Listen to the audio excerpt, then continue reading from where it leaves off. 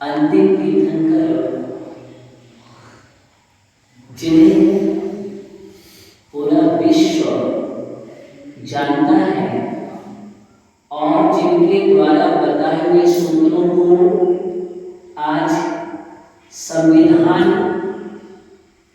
में अच्छी तरह से सूत्र प्रयुक्त किए गए हैं। भगवान महावीर स्वामी के उपदेशों पर ही हम देखिए तो संविधान तैयार हुआ है देश का। भगवान महावीर स्वामी एक ऐसे तीर्थंकर हुए हैं जिन्होंने कहा कि धर्म क्या है। उन्होंने कहा धम्मो दया विसुद्धो। वास्तव में देखा जाए जो दया है, करुणा है, रहम है, मानवता है, इंसानियत है, जियो और जीने दो का संदेश है, एक दूसरे की रक्षा करना है, सभी के प्रति हित की भावना रखना है, सभी के कल्याण की भावना रखना है, कोई भी जीव दुखी ना हो, सभी के जीवन में सुख हो, शांति हो, समृद्धि हो, आनंद हो, इस प्रकार की भावना और इस प्रकार का आचरण का नाम धर्म है। ऐसा भगवान महावीर स्वामी ने कहा है। यही बात राम ने भी कही है, यही बात कृष्ण ने भी कही है। प्रत्येक आराध्य और इष्ट पुरुष है, उन सभी का, ईश्वर का, भगवान का एक ही उपदेश है कि सभी के अंदर मानवता का जागरण होना चाहिए। सभी जीव अपने जीवन में इस प्रकार की भावना रखे कि हमें मानव जीवन मिला है तो मानव जीवन हमें उत्थान के लिए मिला है, मानव जीवन हमें मर्यादाओं के लिए मिला है। मानव जीवन का अर्थ है कि अपने अंदर मानवता को जगाना है। मानव जीवन का अर्थ है कि प्राणी मात्र को कष्ट ना हो हमारे द्वारा, इसके द्वारा हमारे द्वारा प्राणी मात्र को भी कष्ट ना हो। इस प्रकार की भावना से जो युक्त होता है उसका नाम मानव है। क्या है? उसका नाम मानव है। आज आप सभी लोग यहाँ पर प्रसन्न दो स्थान पर निश्चित ही मेरी भावना है कि आप सभी भी भगवान महावीर स्वामी के बताए हुए जो सूत्र है अहिंसा, सत्य, अचौर्य, ब्रह्मचर्य और अपरिग्रह, अर्थात किसी भी प्रकार के जीवों की हिंसा नहीं करना, दुख नहीं पहुंचाना, किसी को तकलीफ नहीं पहुंचाना, क्योंकि सभी प्राणी मात्र हमारे भाई बंधु हैं। हम बोलते हैं वसुदेव कुटुंबकम। सूत्र क्या है? वसुदेव कुटुंबकम। पूरी वसुधा ही हमारा कुटुंब है, हमारा परिवार है।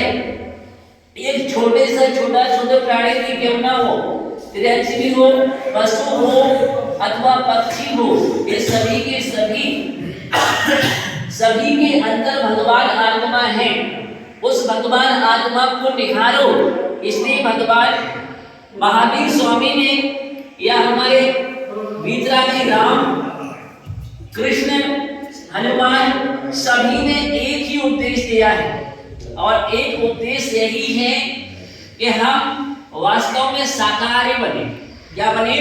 हम शाकाहारी बने। मानव की प्रगति के लिए शाकाहार ही है और शाकाहार ही शुद्ध भोजन है। शाकाहार प्रगति मानव की प्रगति है। किसकी प्रगति है? मानव की प्रगति है, मानव का स्वभाव है।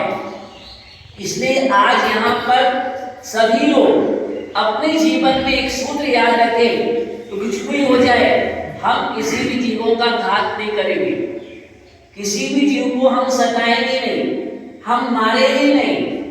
यही सबसे बड़ा यज्ञ है। क्या है? यही सबसे बड़ा यज्ञ है। महायज्ञ का मतलब होता है कि उसमें इस प्रकार की भावना भाना। क्या भावना भाना? इस प्रकार की भावना भाना कि हमारे सभी का कल्याण हो, सभी का हित हो, कोई भी जीव दुखी ना हो, इस प्रकार की जो हम आहुति देते हैं, भावना गाते हैं, उसका नाम महायज्ञ है। और आप ये समझेंगे कि आज प्रसन्न डो शब्द क्या है? प्रसन्न शब्द जुड़ा हुआ है। और हम कहते हैं प्रसन्न रहो, क्या रहो? प्रसन्न डो वाले हमेशा जीव दया और करुणा से युक्त होकर के भावना भाएं और आचरण पालन करें। और उन सब के लिए आज हम यहाँ पर बैठकर के आशीर्वाद देते हैं सभी के लिए कि सभी लोग अहिंसा का और शाकाहार का पालन करें और प्रसन्न डो में रहने वाले जितने भी निवासी हैं, मानव हैं, वो सभी हमेशा प्रसन्न रहें। क्या रहें? प्रसन्न रहें। यही हमारी भावना है। हम अपने जीवन में एक बात ध्यान रखना आप सभी कि देखो, हम बहुत लोग मांसाहार करते हैं शायद। देखिए, हम सिर्फ ये कहना चाह रहे हैं कि मांसाहार जीवों के घात से होता है, जीवों की हिंसा से होता है। अगर हम एक दूसरे को कष्ट पहुंचाते हैं, अगर हम किसी को एक थोड़ा सा चांटा मार देते हैं तो हमें कष्ट होता है कि नहीं होता है? होता है कि नहीं होता है? तो वो जो प्राणी है जिनको घात करके हम भोजन कर रहे हैं, उन जीवों को कितना कष्ट होता होगा। हम आपसे एक प्रश्न पूछते हैं, किसी को मार करके खाना ये प्रगति है, धर्म है क्या? बस इतना शब्द बतलाओ। ये तो धर्म नहीं है। क्या मानवता है? मानवता भी नहीं है। इंसानियत है? नहीं है। क्या हम इतने पेड़ पौधे हैं, हरी सब्जियां हैं, आप लोग भी खेती करते हैं, किसान भी है, इतना गेहूं है, अनाज है और ही अनेक प्रकार के शाकाहारी भोजन है।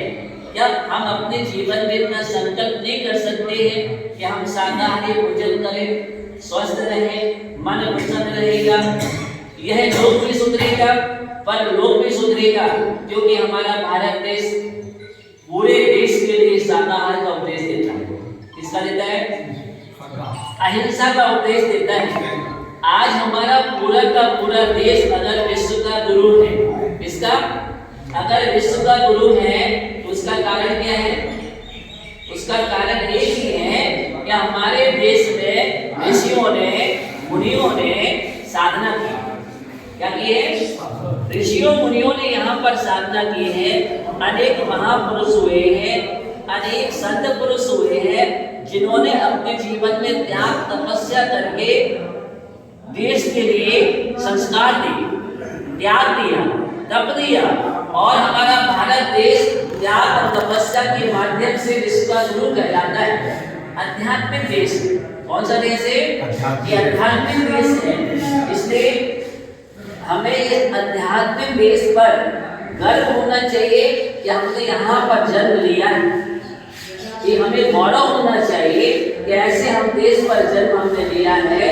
इसलिए आज हमें यहाँ पर बैठ करके अपने जीवन में इन सूत्रों को आचरण में उतारने की आवश्यकता है कि हम संकल्प करते हैं कि हम किसी भी जीव को कष्ट नहीं पहुंचाएंगे, हम किसी भी जीव को दुखी नहीं करेंगे, हमारे द्वारा किसी भी जीव की हिंसा नहीं होगी, हम किसी का घात नहीं करेंगे, भूखे रहना पसंद करेंगे लेकिन मांसाहार भोजन नहीं करेंगे। ये प्रगति है। अच्छा, हम आपसे पूछते हैं, क्या आपने रामायण पढ़ी? क्या कहीं भी जीव घात का उल्लेख आया है? कहीं जीव हिंसा का उल्लेख आया है? किसी भी ग्रंथ में कहीं भी आप पुराणों में देखोगे, आप उठाओ, वहां पर परोपकार लिखा है। क्या लिखा है? परोपकार करना। वहां पर दया का पाठ लिखा है, वहां पर करुणा का पाठ लिखा है, वहां पर रहम का पाठ लिखा है। यही वास्तव में धर्म है। आप देखिए, राम ने मर्यादा पुरुषोत्तम क्यों कहलाए? बताइए आप। राम मर्यादा पुरुषोत्तम क्योंकि मर्यादा की जो उच्च शिखर थे वो राम थे, जिन्होंने एक जटायु पक्षी को, इसको जटायु पक्षी को भी करुणा के साथ जो मरणासन्न हो रहा था रावण के द्वारा, उसको अपने गोदी में रहकर के सहलाया, उसको उपदेश दिया, अंत में उसको महामंत्र सुनाया और उसका उद्धार किया। क्या किया? उसका भी उद्धार किया। जटायु पक्षी को राम और सीता ने अपनी वाटिका में रहकर के पालन पोषण कराया, उसकी सेवा की सीता ने रखा। उल्लेख है तो ऐसे ऐसे जीवों पर हमारे यहाँ तो बहुत उल्लेख है कि मरते हुए नवकार मंत्र, उसको सर्प नाग नागत को भी नवकार मंत्र सुनाया, उन पर भी करुणा की, एक श्वान पर, एक शूकर पर। तो ऐसा उल्लेख है, इसलिए हमें दया और करुणा का पाठ सीखना चाहिए। कहीं भी हिंसा करने का पाठ नहीं है। और कोई भी विद्यालय, विश्व का कोई भी विद्यालय हिंसा करने का उद्देश्य नहीं देता है। हर विद्यालय, हर धर्म दया और करुणा का पाठ सिखाता है, मानवता का पाठ सिखाता है।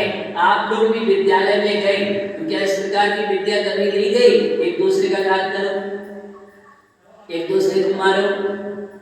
नहीं, कहीं भी इस प्रकार का उपदेश नहीं मिलेगा। सभी ने यही लिखा कि यहाँ सभी लोग एक दूसरे का आदर करो, सत्कार करो, एक दूसरे का सम्मान करो, एक दूसरे को अच्छी दृष्टि से देखो, एक दूसरे की रक्षा करो, एक दूसरे का ध्यान करो, एक दूसरे का सभी लोग सहयोग करो। क्या करो? सहयोग करो, सभी को उठाओ। कोई गिर रहा है उसको सहारा दो, गिरते हो को सहारा दो। वो आवाज होना चाहिए हमारे जीवन में, अहिंसा की आवाज। कौन सी आवाज? ये अहिंसा की आवाज है। ये सब अहिंसा का विस्तार है। इसका विस्तार है, ये अहिंसा का विस्तार है। यहाँ पर आपके अंदर भक्ति लगी, बहुत अच्छी इस प्रकार की भक्ति है कि आपने देखा साधु संत आ रहे हैं, दिगंबर जैन मुनि आ रहे हैं, तो दिगंबर मुनियों को देखकर के इस प्रकार की भक्ति आपके अंदर है। निश्चित किसी न किसी कोने में धर्म तो है आपके पास। क्या है? धर्म है, आपके अंदर भक्ति है, आपके अंदर श्रद्धा है, आपने बहुत अच्छी भावना पाई। महाराज श्री यहाँ पर रहिए, हम लोगों को उपदेश दीजिए। आपकी जो प्यास जगी ऐसे ही प्यास बनी रहे, ऐसे ही भक्ति बनी रहे। और बहुत खुशी हुई आप सभी को देख करके कि आपके अंदर उल्लास है, उमंग है। उस उल्लास और उमंग के लिए हमारा बहुत बहुत आशीर्वाद है। इसी प्रकार आप लोग निवेदन करते रहो। जब जब भी यहाँ से दिगंबर साधु भी चलते हैं तो उनको निवेदन करके लाओ। क्या करो? उनको लाओ और कहो महाराज श्री हमको उपदेश दीजिए, हम सुनना चाहते हैं, हमें मानवता का पाठ पढ़ाइए, ताकि सूत्र संस्कार ये हमारे जीवन में बहुत मायने रखते हैं और हमारे जीवन को अच्छा बनाते हैं, उत्थानकारी बनाते हैं। और निश्चित ही उनका आशीर्वाद क्या होता है? एक दिगंबर निर्गंध मुद्रा का आशीर्वाद जिसको मिल जाता है उसका जीवन चमत्कृत हो जाता है। उसके जीवन में अनेक अनेक प्रकार के अच्छे अच्छे अनायास ही चमत्कार होने लगते हैं। ऐसा फलता है अगर अंदर से भक्ति से आपने नमस्कार किया, आस्था के साथ, श्रद्धा के साथ आप झुके, तो निश्चित ही आप हमेशा अपने जीवन में प्रसन्न रहोगे, कभी भी दुखी नहीं होगे। मैं भी अगर आप अपने जीवन में मेरे सूत्रों का ध्यान रखोगे, शाकाहार पालन करोगे और कोई भी शराब आदि नहीं पियोगे, नमाज नमस्ते, डंडा न शराब, क्या ये हमारा देश क्या बोलता है? इन सबसे दूर, इस प्रकार के जो गंदगी है, इस प्रकार के दुर्व्यसन है, इन सबसे दूर होना चाहिए। यही मानव धर्म है और इस मानव धर्म का पालन करो। हमारा जैन धर्म यही कहता है, अपने जीवन में इन सूत्रों को निश्चित ही जगाओ। बस इतना ही हमें कहना है। इसी भावना के साथ सभी को बहुत बहुत आशीर्वाद। ओम नमः शिवाय। यदि समय हो